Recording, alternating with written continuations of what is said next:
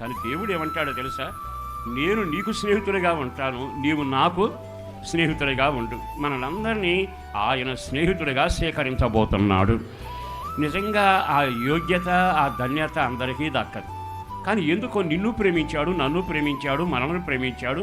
ఈ మాట ద్వారా నీ కౌరు పంపాడు. ఏమని? నేను మీకు ఆజ్ఞాపించిన ఆజ్ఞల ప్రకారం జీవిస్తే మీరేమై ఉంటారు? నాకు స్నేహితులై ఉంటారు. మీరు నా మాటల ప్రకారం నడవకుండా, నేను చెప్పిన దాని ప్రకారం జీవించకుండా, మీ ఇష్టానుసారంగా జీవిస్తూ నేను దేవునికి స్నేహితుడినే, ఆయన నాకు స్నేహితుడే అనుకుంటూ భ్రమపడితే నష్టపోతారు. అందుకని మనుషులతో స్నేహం సంపాదించి కొన్నిసార్లు గొడవబడి పతనం అవ్వచ్చు, కానీ ప్రాణానికి ప్రాణంగా తెగించి తన రక్తాన్ని పెట్టిన యేసుతో నువ్వు స్నేహితుడిగా మారితే నీ జీవితం ధన్యము అంటే ధన్యము. ఈరోజు ఒక సేవకుడిగా కోరుకుంటున్నాను, మీరంతా నా దేవునికి స్నేహితులుగా మారుదురుగాక, ఆయనకి స్నేహితులలాగా జీవించుదురుగాక.